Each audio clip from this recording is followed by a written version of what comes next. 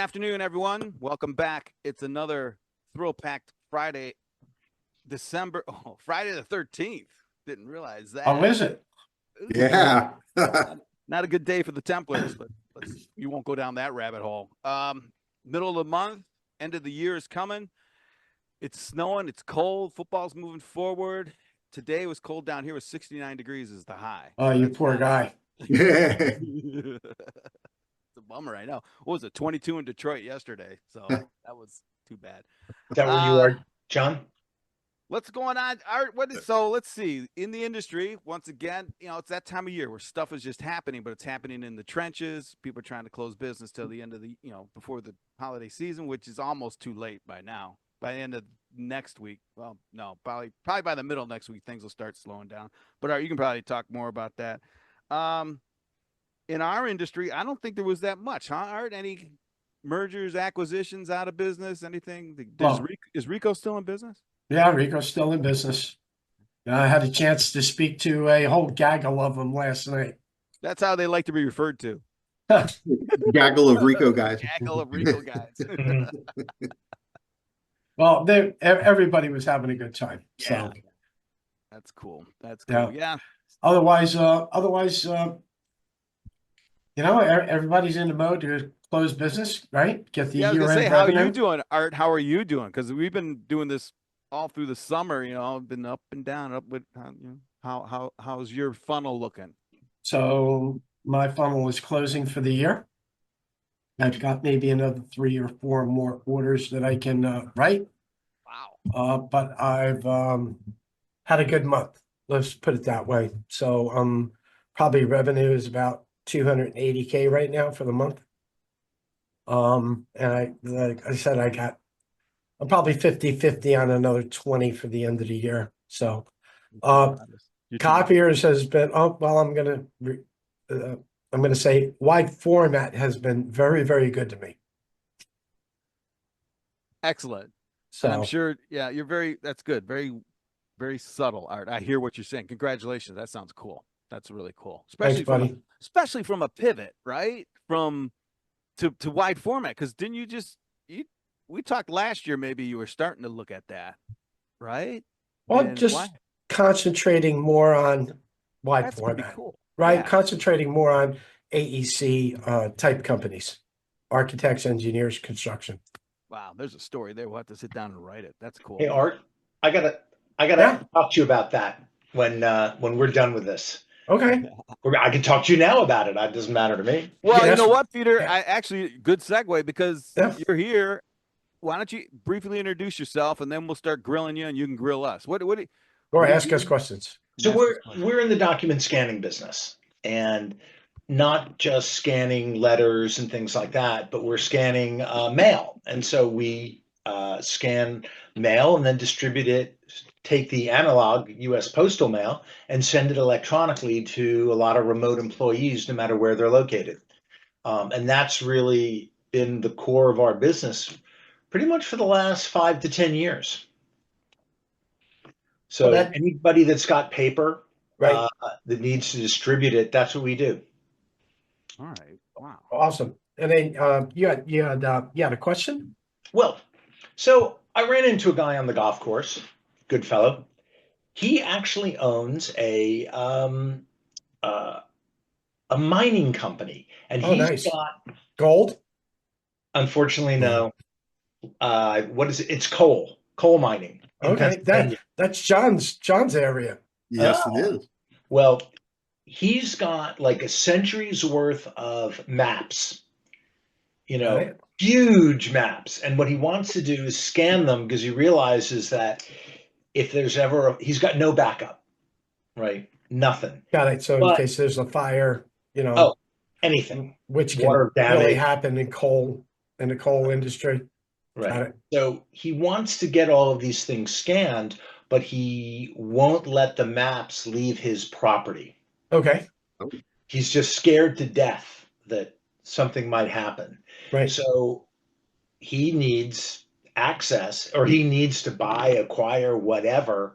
He needs to get these maps scanned. And I think it's specialty equipment. It was nothing that we could help him with. Right. and it's a very much a niche business. Right, right. So it's wide So format, wide format scanners, really depending wide. upon what size he goes up to. Some legacy documents can be up to 44 inches wide and 80 inches in length, Yeah. depending upon what type of media. So he's looking for a solution, and sounds already like you know what the kind of world he lives in. Oh yeah, yeah, absolutely. Yeah. So if you want to provide contact information offline, Yeah. I can definitely start a conversation and see where it goes. Okay. So that's interesting. So, well, that's pretty cool, first off. And so it's I caught the tail end, construction industry, I'll say it, and large plans that he doesn't want to leave the site. So Right. you want to scan it in. And then what's he want to do with it after he scans it? Well, I think that it would probably go into a geographical database so that if they're thinking of mining a certain area, Okay. I don't really know. Okay. But they need to look it up. And so they need to look at the plans because they're incredibly detailed down to like a foot of where certain things are. And I missed it. They're site plans. They're not building floor plans. No, right? they're site. They're mining geological maps and things like that. All I know is that they're huge, they're big, and he's got like 100,000 of them. Wow. I mean, the company's been in business for 125 years. Wow. They own 60. I think the number was 60,000 acres that they own that they can mine, and at any Amazing. given time, they need to go to a certain region with those maps. Wow. PA 2025 is or going to be big for them too, because they're about ready to drill, baby, drill. So holy crap! PA, yeah, right around the corner from you, Art. okay. Probably right Nice. around the corner from John. John's In out Pennsylvania. in I'm in, Harrisburg. Wow. yeah, I'm in Harrisburg, near Okay. Harrisburg. Yeah. Oh, you're out in the far west. Okay. Yeah, I'm like the western side of our territory, and Art's the eastern side of the territory. So we cover everything in between us. We pretty much cover. Well, that's pretty much where he is, and I'm sure 60,000 acres covers both Yeah, of you guys. yeah. Wow. Interesting. Wow. Interesting. That's interesting. I saw a special on TV the other day about Bisbee, Arizona. You ever hear about Bisbee? No. The largest copper mine in the United States. 2.5 miles wide of strip mining. And that's in out to actually southern Arizona near Naco. Is it pronounced Naco or Nacho, Mexico? The only reason I know about it is because I drove past it. So Gotcha. Love it. and I Wow. saw it on the TV show, and I go, man, I was there.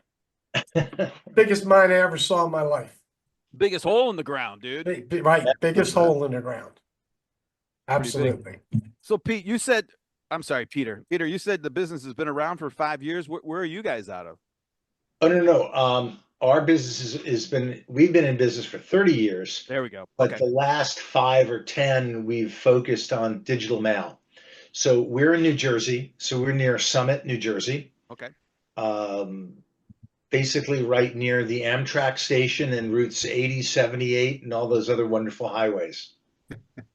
He's actually in that northern Jersey, the new drone Yeah, I was going to area. say that's drone capital of the world right now.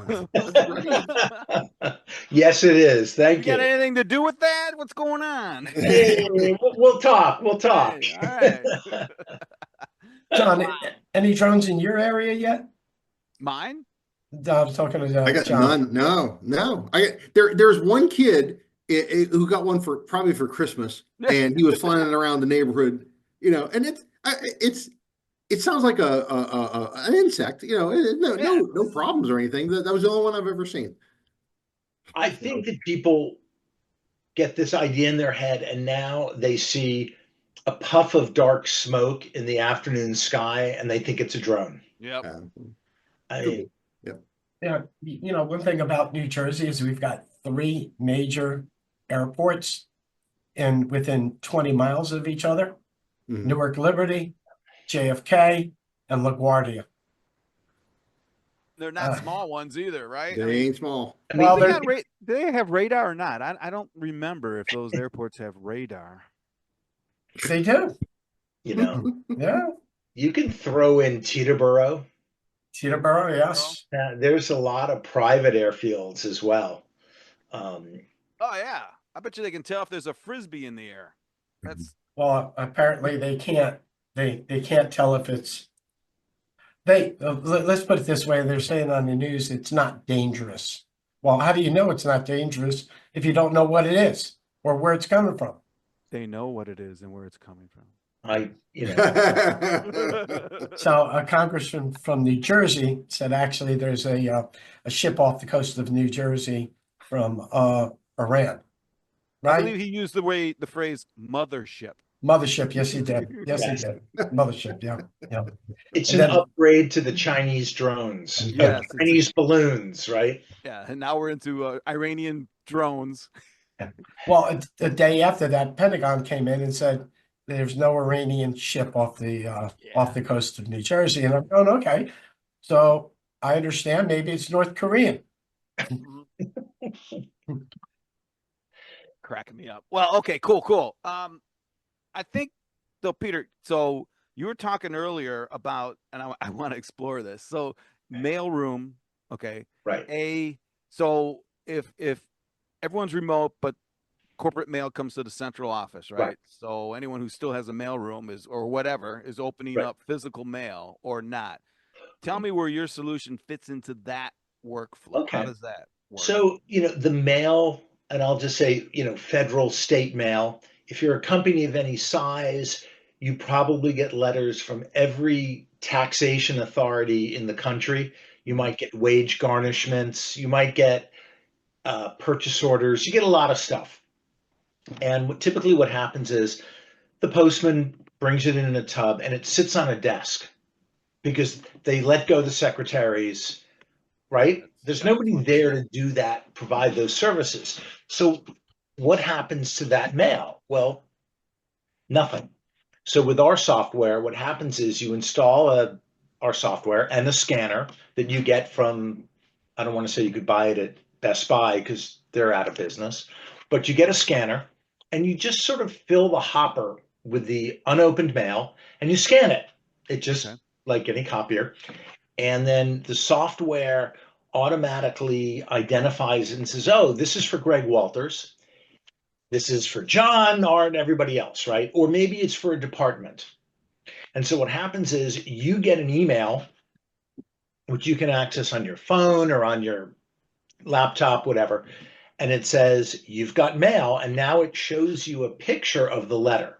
Okay. Not just that you've got mail, right? And if you're a salesman or you're an accountant or whatever, you take one look at that envelope and you pretty much know what's in it, right? There's no great, but you can, so now you can, in various flavors of this, so now the mail keeps flowing to the right people, right? So you can now say, oh, I need you to deliver this to me.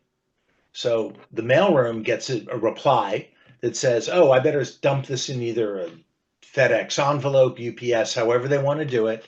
And I'm going to send Greg his letter. Physically send it if that's what you asked for. Right. Or maybe you know that it's kind of just business and you say, open it and scan it. So they open it, they scan it. And because of the software, we know that it's going to you and you get another email that says, here's your scanned letter. Okay. So now it could be that you got this letter and you said, these guys are no longer my customer. I'm going to forward this to John. Okay. So John gets it and says, oh, I need this. I want the physical copy. He responds to the mailroom and says, please send this to me.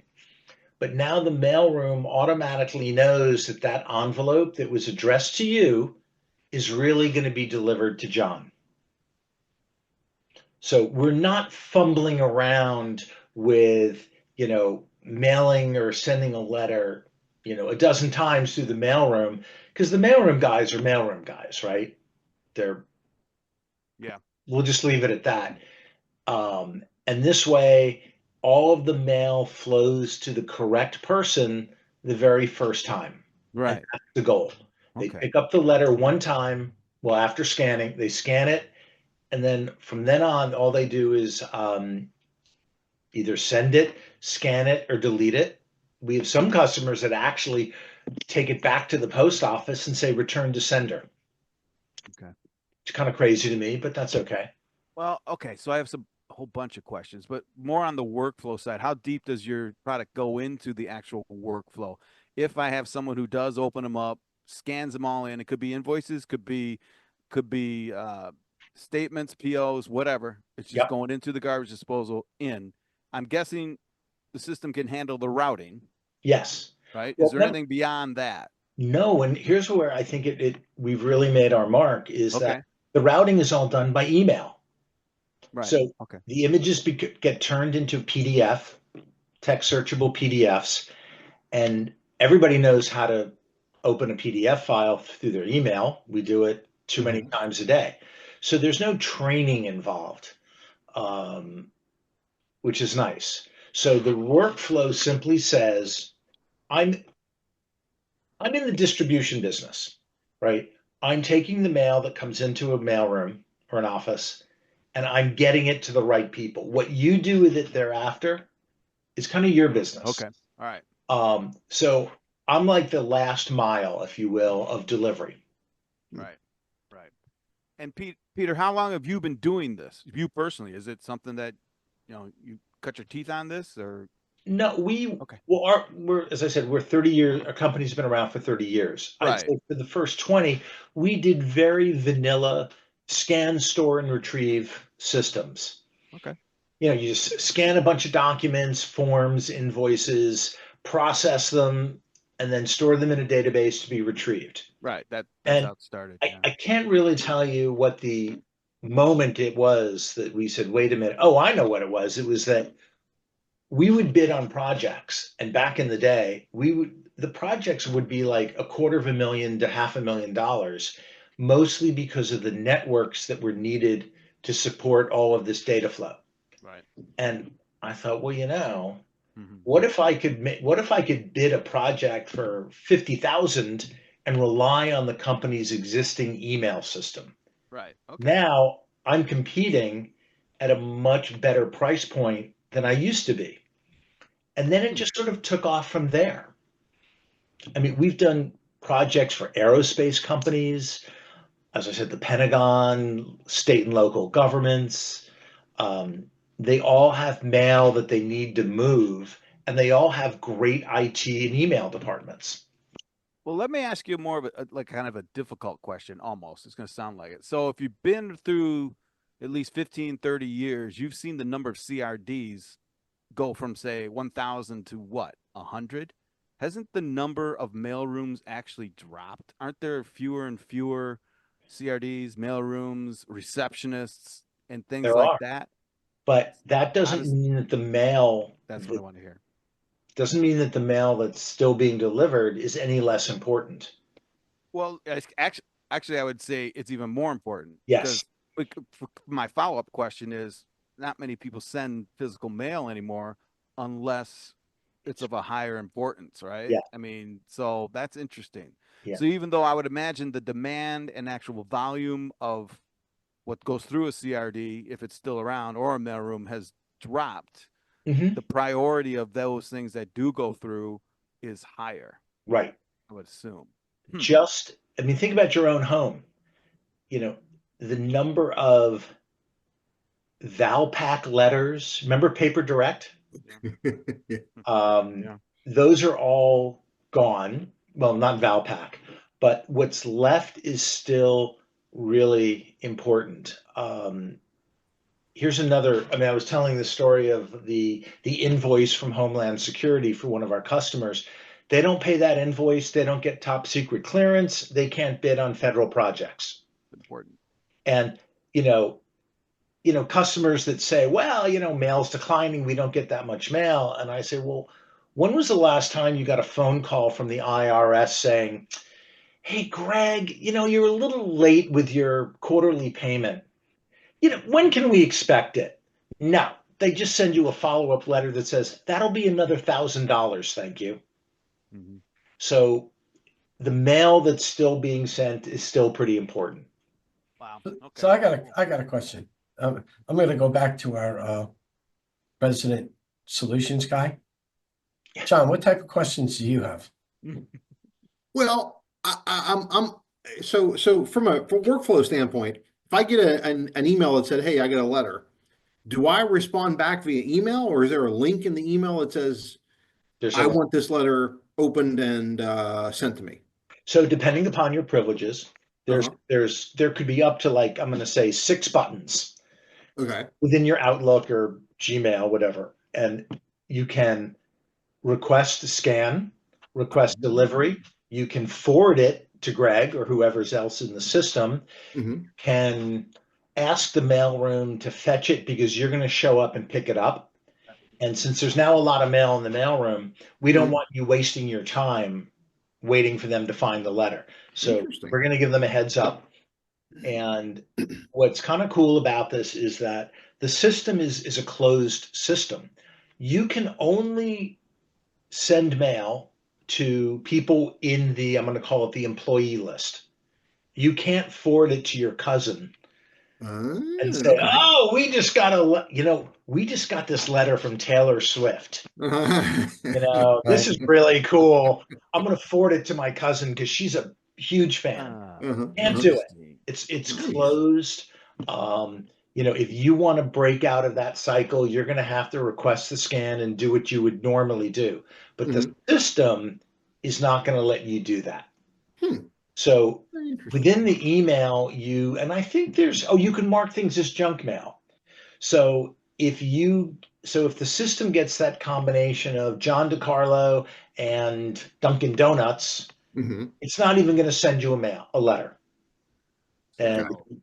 But it does not automatically delete that letter. Right.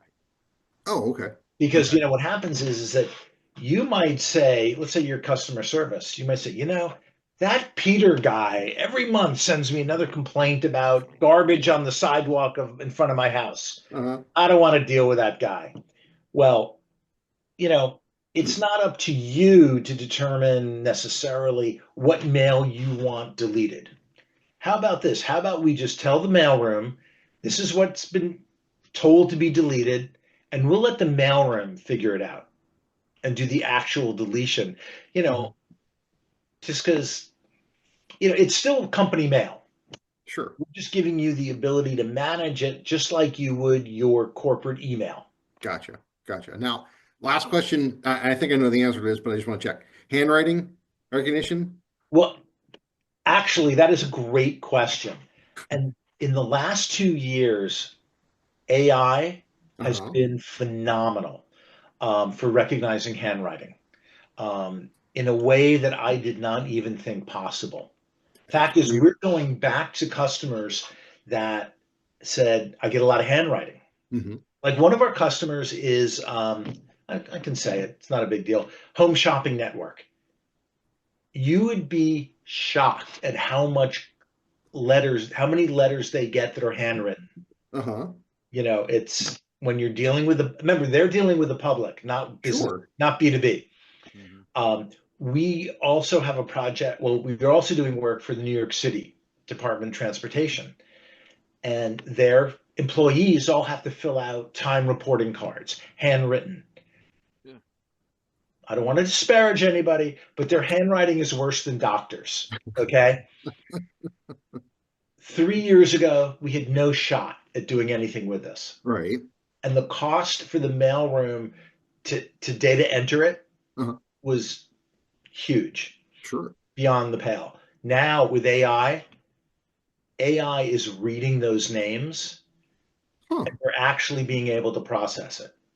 So I'm giving a talk at Mailcom in Vegas in March, and rather than just typical digital mail, which everybody's bored of hearing me talk about, I can talk about how AI has transformed that whole mailroom and document scanning procedures, because Mhm. what was possible, what was not possible then is now. And I Interesting. was shocked. I was a naysayer. I've Now seen demonstrations that I couldn't believe myself. Yeah. I Yeah. have I have totally drunk the Kool-Aid. I gotta say.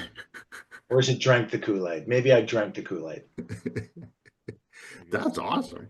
It, That's really interesting. That's a really unique situation. And you know, nowadays with people, you know, not in the office most of the time, you yeah. gotta have some. You gotta do something with mail. Why Well, not? Why not digitize it? it stacks up. And then I was in an office, there were like 100, 200 letters, Mhm. and about 5 of them were from state agents, taxation authorities. Those 5 are more than worth the cost of the system. Yep. I could care less about Dunkin' Donuts and LL Bean catalogs. Sure. By the way, Greg, are you sharing whatever you're drinking? No, I'm not. Ah, next time. Yeah, next time we'll have to send a whole batch out to everyone. Next time. And Cool.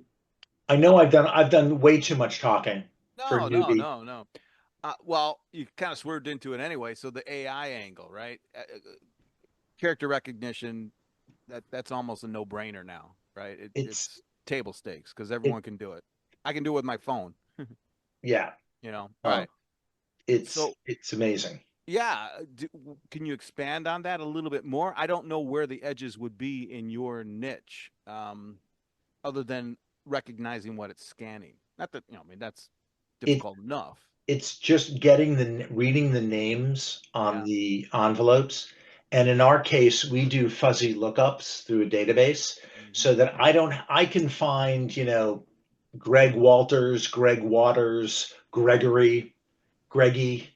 We can find all the permutations of these names. The trick is getting that name into a machine readable format, and AI has been great. Now, AI is not for everybody because in order to make it work, you kind of have to send that image up to Google or Amazon or Microsoft. Yeah. That is a little bit concerning to people, but they they don't care about the image. And it's the outside of the envelope that we're really talking about. Mhm. Which is, I don't want to say it's public, but if they leave your mail on It's the public. floor Yeah. outside the door to your office, it's kind of public anyway. Yes. So if you're Yeah. using AI just to read the outside, It's not a big deal. maybe a law firm wouldn't like it, but for most people, they're okay with that. That's a temporary thing too, because the AIs are coming down to the phones and locally anyway. So, Yeah. there's not going to be a reason to send it up to the cloud unless you want to. Well, right now it's very pricey. To have Microsoft or Google install their AI component on your internal servers, Yeah. it's a lot of money, which is great for the phone company, but not so great for everyone else. Because we're paying, I think we're paying about a penny a letter, a penny an image. I mean, that's phenomenal. Think about it. 20,000, 2,000 letters a day, and you're paying $20 for that. That's pretty I good. mean, Yeah, you That's can't impressive. beat that. Can't. Compared to someone typing that in or making it term or even reading something would take longer than a penny's worth of time. You know. What's amazing is, it's so funny. Even to this day, people say, "Well, how good is the OCR?" and all this other wonderful stuff. And I go, "It's really pretty damn good." And they say, "Look at this," and they say, "This is a 9." And then you get 4 guys on a call, and you look at an envelope and you go, "That's not a 9. That's a G." We can't even decide what it is. But what's true though in our solution is we don't need an exact match of names. No. We just need a statistically correct answer. It doesn't have to be 100%. Am I 99% certain? And is the second choice 10 points away? Mhm. So can I uniquely identify that person? Now you could say, well, at a large company, I could find Mary Smith, but there's 20 Mary Smiths. So even though I'm 99% certain of it, I still don't have a unique match. So then somebody has to go and do the research on that letter anyway. You could even, Maybe the department expand help, it to maybe the include sender. context, right? I mean, you can, Yeah. with AI, you could blow it up and read what's running around it. I have another question though. How are you guys going to market? You working through dealerships or what? How does that? Well, right now we're working through partners. We work with a lot of mailroom partners. Okay. Um, I won't name names, but you've already mentioned a few, some better, some worse. But we do conferences and mailings. But I'm really intrigued about the dealers in your network is that they need something to go to their customers with. That's not just the latest copier, right? So, and Art and I have talked about this, and step in, Art, if I'm overstating this, but if I'm a salesman and I'm working with copiers and paper and things like that, I need a reason to go back into that customer's office with something new. It can't just be my Canon copier now scans in 1200 DPI instead of 600 DPI. But if I can go in through dealers, give them something new to talk about, that could be good for everybody. Do you guys have a dealer program set up yet, or I wouldn't say we have a partner program, Okay, nothing partner. geared specifically for dealers. So our partner program is such that we try to train the trainer. Now that's not for everybody, but we'll do it if they have to. But these guys, the hard part is installing the hardware. And I think dealers pretty much know how to do that. Oh, it's not your hardware; it's just hardware, right? Hardware. Is that yeah, It's a scanner. right? It doesn't matter. Doesn't matter. So I mean, I'm going to dive into this a little deeper. So I'm sorry, I probably interrupted you. There's a No. train the trainer. What else? We train the trainer. We support all of our partners, and I'll just say partners and dealers with WebExes, Okay. case studies, everything that you would expect so that the enterprising, the savvy dealer can answer those questions. And if they're local or big enough, I mean, I'll travel anywhere. Because if Okay. I can get a dealer, I mean, we started with a mailroom company, not one of the Canons and Ricos and Xeroxes of this world, small niche mailroom company. We did one deal. We've now done about a dozen. Okay. Two of them are huge. Hmm. And that's my goal. My goal is to work with a dealer so that they are now going to handle a dozen or so installations over time. What would be a perfect prospect profile? Is it SLED? I mean, state and local governments? Is it SMB? Is it manufacturing? It's a company that still has remote employees. Okay. And I think ones that have campus environments. Campus. Okay. So anybody that has a campus environment, because what happens is that those mail rooms, that mail goes all over the place to all these different buildings.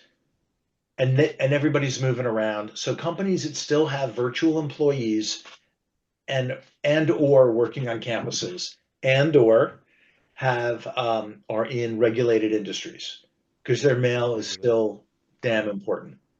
Okay. Okay. So out of the account base that you have right now, is it a majority of governments or a majority of commercial accounts, and then 50 employees, 5,000 employees? Where does that sit? Well, our largest customer has 25,000 employees in one building. Wow. That would be the Pentagon. I mean, nobody bigger than that. Our smallest employee is a 5-person law firm. And what's interesting is they don't do any content scanning. All they do is scan 6 or 7, maybe 10 letters in the morning.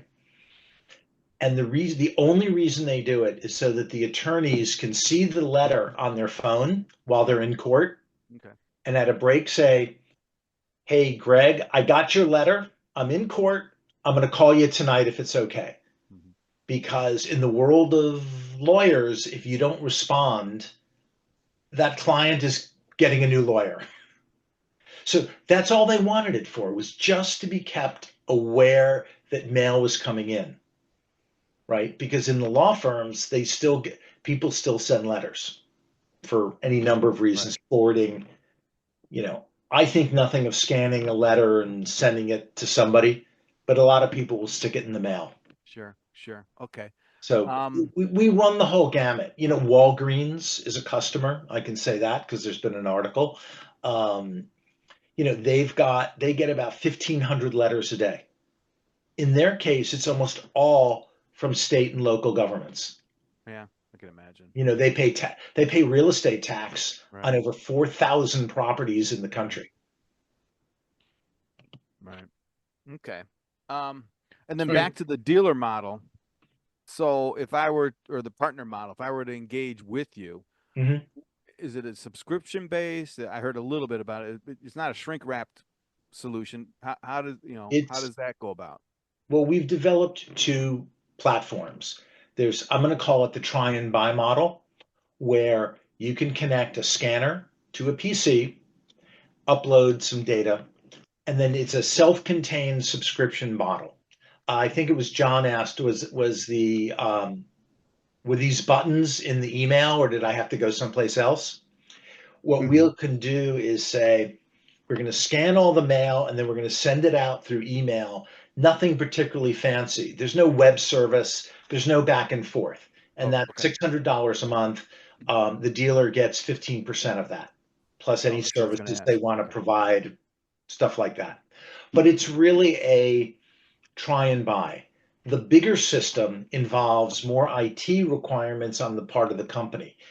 They've got to set up a database, a web server, so that when you click that button, it goes back to the server and goes back to the mailroom to a status screen that says, John just asked me to deliver his letter or whatever. So there's different.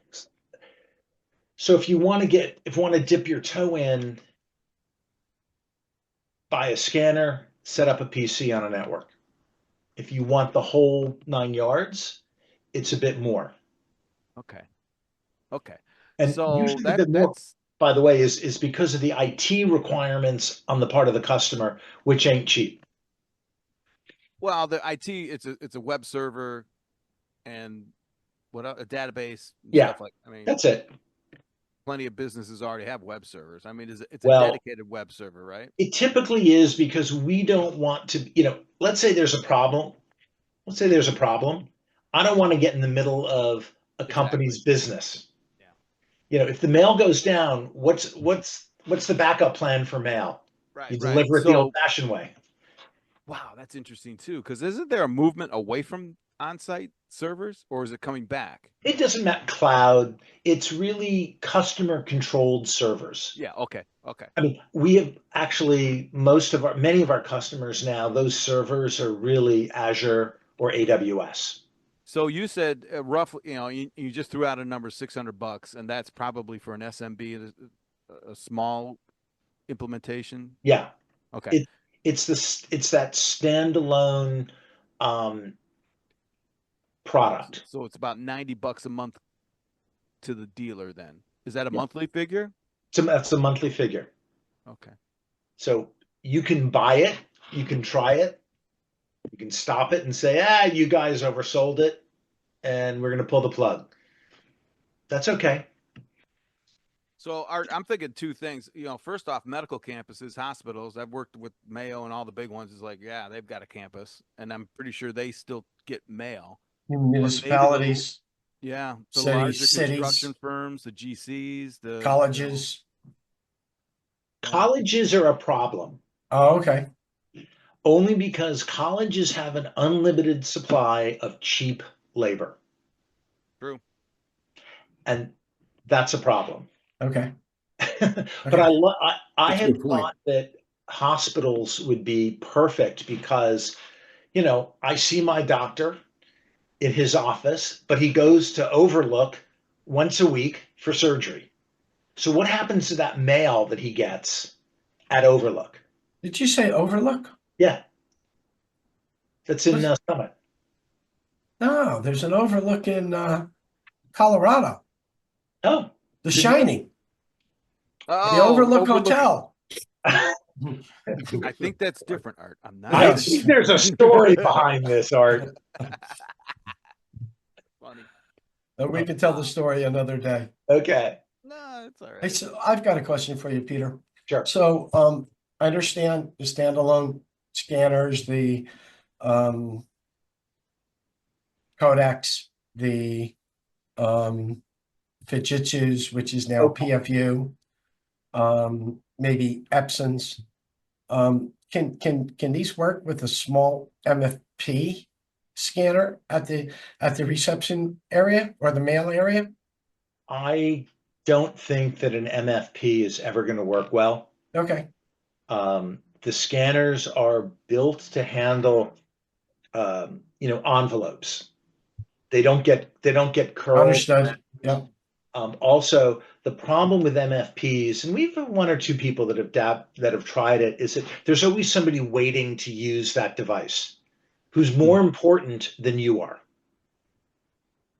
A scanner that's dedicated, you can open it, you can run it through the scanner, and no one's going to be tapping their toe behind you waiting to get at this machine. Yeah, and for $2,000, I mean, what's that on a month on a 3-year lease or 3-year How much are fine? It's they? nothing. $60. Did you say they're Fujitsu's and things like that? Is that what I heard you say?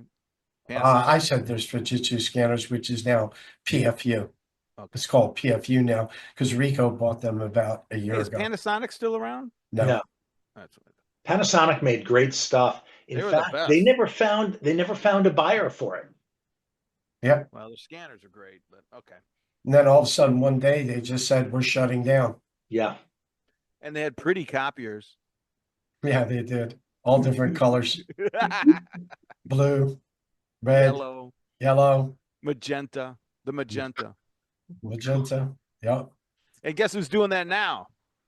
HP. What? Yeah, very they're offering pretty. different color patterns for their front door on their MFP. Yeah. Does anybody spend that much time thinking about scanners and copiers that they want colors? Interesting that you mentioned that because there is a company out there that offers color skins Skins are cool. Yeah. for MFPs. So it could be a favorite color, a color that you want to match in your office. Company It- logos. I've seen the logos. Yeah. I've seen all sorts of stuff. college universities sometimes want Oh, yeah. their logos on all their machines. I've seen those logos I get before. the skins. I don't get I'm going to fabricate a plastic housing in 5 different colors. If I want it badly enough, I'll contact the skin company. Correct. It would be more of a as needed basis where if you did have a client that was interested in putting a vinyl wrap on it, the dealer can actually send the covers to the company that does the skins, and then they would put the skins on and ship the covers back to the dealer. Then the dealer would install on the machine. I just turned and looked at my HP LaserJet. I don't think I'm going to love it anymore if it's got my company logo on it. But it looks cool That is true. That is true. for the 3 people that see it, and maybe they'd sell 12 of those devices. Well, Greg, the joke, and I don't know if John remembers this, but in the 80s, right, and early 90s, you would get, as a salesperson, you would get a question that says, can I get it in blue? Really? Yeah. Can I get it in another color? Believe it or not, we had those questions way back when. Well, probably missed out on another sale because they didn't have it in blue. Because they didn't have it in blue, or they didn't have it in green. So Peter, I guess go back to it. What? I mean, I hate to bring it up, but I want to see how other how you can drum up partners. I mean, how does that Yeah. work? You know what I Well, mean? Like, I think and Art and I talked a little bit about this, is that what I would love to do is have I'll just, for better expression, call it a lunch and learn, and really talk to those dealers, do a Zoom meeting and say, here's a program that you can get behind, that you now have a reason to contact your customer, and we can help them identify, who those, I don't want to say there's low-hanging fruit, because there's no such thing, but who can they talk to about this and have a reason to call them up, other than just, hey, we now have a blue front panel, right? So I think those dealers that are looking to expand their business will be interested in this, because it gives them another arrow in the quiver. And one of the other side benefits to this, it's not just digital mail and scanning and everything, but if you get into this into this world, you may be invited to bid or to do other projects that are more network centric. Content or IT services, because you're already starting to digitize the mail process. You're not just the mailroom guy. You're not the copier guy. Yep. You're now providing IT service to a company, and maybe they don't bid it out. They say, hey, Peter, can your team do this? And you're probably going to get a higher rate of pay on those services than maybe some of your other stuff. So there's, I think, some compelling reasons for the sort of tech savvy dealers to embark on a program like this. Plus, it's no longer bleeding edge. I mean, it's just a matter of, do they want to do it, and can they tell that story? And I can help them tell that story, because this is what I do every day. That's great. That's great. Very interesting. Yeah. cool. Different technology, different solutions. And that's what the show is all about, right? Yeah, you know what, Art? I know we're getting up on the edge of it, but Peter, we've done a lot of talking. Did you have any questions for us? I probably should. One, I want to hear more about Art's trips to Colorado. The Overlook. But I think that, that Art and I have talked about, putting up, sponsoring some logos and stories and blogs on the site, which, I recently had a family drama with our dog who had stomach surgery, and it's had some issues. So that kind of got in the middle of it. But Art, I think at the start of the next year, we'll definitely get that in place. Peter, I appreciate that. That wasn't what I was asking, though. But I was asking if you had any questions about, maybe about the industry, how we could help you, or how in that area, right? I know that we can work some things out on Now, when you say the industry, which industry do you mean? Any industry you want to pick, but first, from our standpoint, the copier guys, the BTA channel. Right. Yeah, I think the key is, and I've worked with, years ago, there's an association of dealers, and what's it called? The BTA. There's the CD. There are quite a few. NAB. Remember that? Oh, Art's gonna pull that one out. It's not NAMDA. Yes. NAMDA. That one's gone. Yeah. Gone. I can understand why. National Office Machine Dealers Association. Yeah. Yeah, man, that is good. I tried working with them, but I think that it was too much of a single-pronged approach. Right. What I would love to be able to do is get in front of the dealers and say, here's a program that works for you, where you can make some money and grow your business. Right. And I think that a lot of the sales, and correct me if I'm wrong, but when I was working way back when with those guys, they didn't really understand solution selling. And that's what this is. They really understood speeds and feeds. And that's what they were comfortable with. And, a copier has it's leased, it's got a renewal. They know when they place 20 copiers, what's going to happen for the next 5 years. And that's comfortable for them. Getting into solution selling, am I going to displace copiers? I mean, this is the problem with the Ricos and the Canons of this world. Is technology going to replace the headcount that I have at a customer site? Well, I think they need that reassurance that that's never going to happen. It's only going to grow your headcount at a site because you're going to need more people feeding this beast, and you're going to be in there with services. John, I think I'd like to say you're nodding because you agree. Oh, absolutely. And my whole career, well, the last 2/3 of my career was trying to teach reps how to do solution selling. Not necessarily the selling part, but the solution part. Right. I've always been into that technology, and you're right. The reps are scared to talk about what they don't know. Right.